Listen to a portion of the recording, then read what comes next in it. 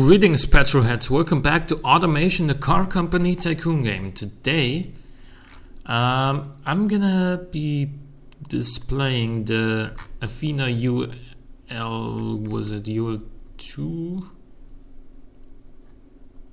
UL3? 4? I think it's the UL3 now. Okay. I actually, when I built the car, I was actually not sure whether it was the third or the fourth generation of this thing, but it's the third UL3. Okay, and it is an SUV. We have a space frame chassis, different suspension setup here. McPherson is up front and put in rear. A multi-link rear because our cars are still gonna mostly be used on the road, but multi-link is also a lot better at off-roading than double wishbone, and leaf springs or coil springs are just not good enough on road compared to the other options. So I guess multi-link is a good compromise between the two. It is not a pure off-roader, of course. It never has been. Oh, actually it has been in its first generation, I think.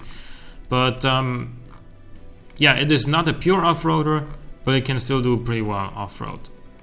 So fixtures: square headlights, because you asked for it. Fog lights down here, a small grille on the bottom.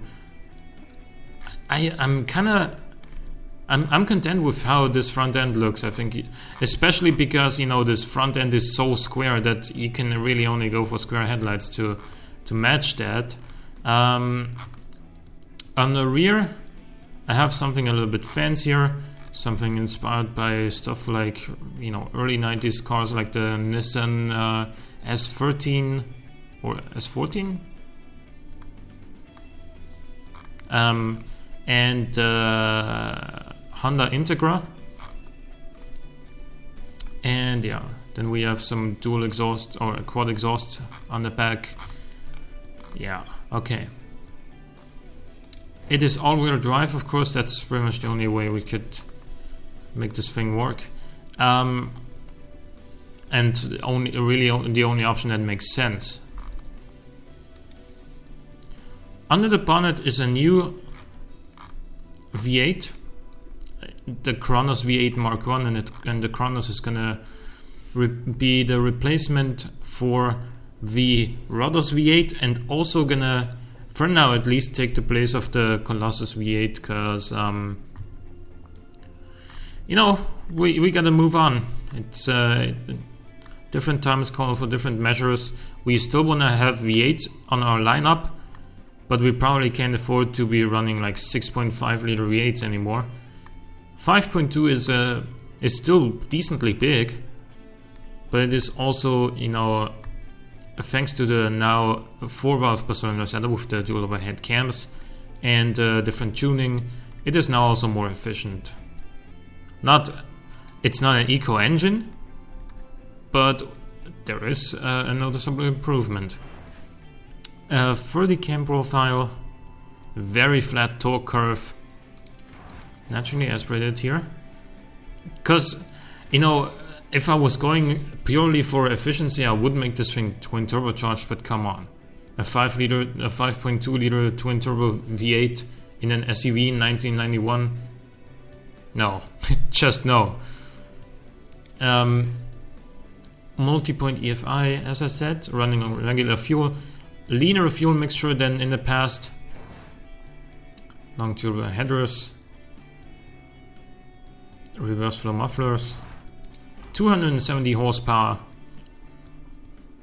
Certainly gonna be good enough to get this thing moving at a fine pace. 4-speed automatic. 205s all around. Hard long life road tires. Makes for 42.6 off-roading. And that's not bad as it stands. However, if you decide to go off-roading and fit some off-road tires, that goes up to 51.2, where the 0 to 100 time doesn't actually change.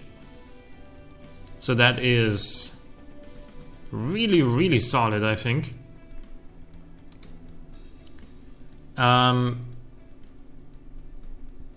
Steel rims for the sake of taking it off-road. Vented discs all around, 4 pistons front, 2 pistons rear. No under tray. Again, we could boost off-road a little bit if we went for an off-road skid tray, but I don't think we need that, because once again, this car is mostly going to be used on-road, not off-road. And we have more than enough cooling airflow to boost reliability a little bit. 5 seats. Top-notch interior traction control as well, just in case you do decide to take it off-road, to make sure you don't lose control over this car off-road when, you know, doing something a little bit risky. I actually left this unchanged from choosing the comfort setup, so I'm gonna change this a little bit more towards drivability. Yeah, okay, 56.5. 56.5 drivability is awesome, by the way. That is so good. And then the economy, you know, considering this is a big SUV with a V8 and you know, terrible drag coefficient, the economy is not that bad. Neither are the emissions. And on top of that, 7 seconds 0 to 100, basically 220 kilometers an hour top speed, and a quarter mile time of 15.4 is actually not that bad for a big fridge. So yeah, I mean, I think, to be honest with you, I think the combination between this drivability and comfort, this economy for a car of this size and power, and also the performance of this thing, and the fact that it is still really good off-road, all of that combined would make it a deadly rival to the Range Rover. I think it would be really tough for the Range Rover to make a big argument for itself, apart from its traditional name. It's a name full of tradition and quality, but you know, Athena has that too at this point. Started in the 50s, they're still around in the 90s. You know, they've built off-roaders before. Not as many as Land Rover and Range Rover, of course, but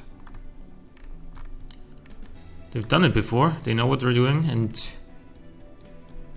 I think this would just be really good overall. I have been able to change these tabs here. So we got this luxury expert, a all-wheel drive expert, automatics, and then there's something I haven't noticed before. If you go excuse me, I don't know. Oh yeah, there it is. You can go to chassis as well here. So I got myself a space frame expert and a suspension expert. Oh, Martin, how's it going? This is actually der buyer. That is his real name, Martin Hermann. I'm sorry, I shouldn't have said that. But yeah, we went for 80 reliability here, 90 efficiency on the Focus, and we did the same thing here for the engine. And factory size at this point, for the car, it's going to be large, because this, I would imagine this would sell pretty damn well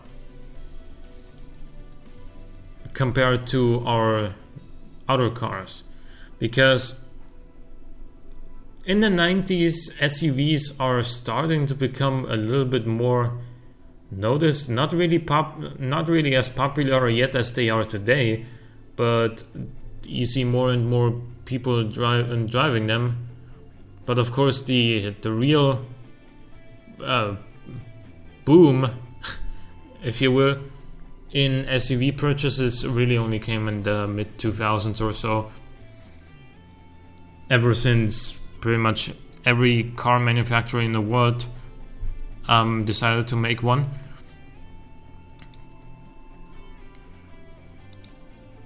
And then a medium factory for the engines, because we don't need more than 108. We in fact only need 62 per day.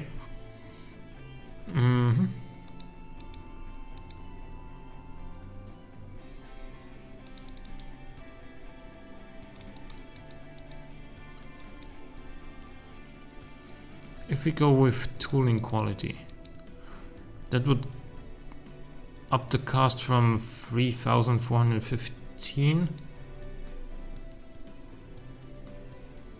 Not at all.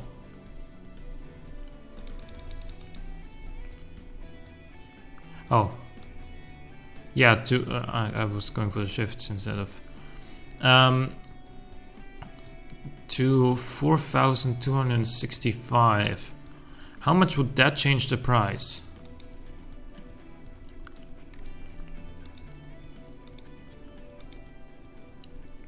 $38,200 basically. That's still pretty cheap for what this car is. Honestly. Yeah, I mean, off-road premium. It does well here as well. There's no like off-road luxury. Utility sport luxury, yeah. And then it just does well in premium. Convertible premium? Luxury. Yeah. This could be our new flagship, the one car that Athena could stand for, because it really has everything. It has a big V8, does 7 seconds 0 to 100 in a car like this. It has acceptable fuel economy compared to a Range Rover, and it is very reliable, and it has just a fantastic interior.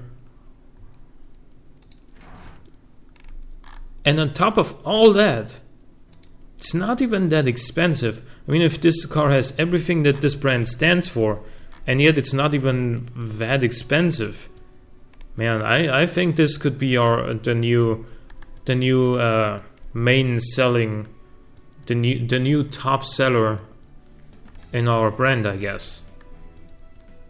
The car that Athena would be most recognized for, if it's actually as good as I'm thinking it is. Maybe you guys disagree. So whether you agree or disagree, I hope you guys enjoyed, and leave your opinion in the comment section below. Thank you for watching. I'll see you next time.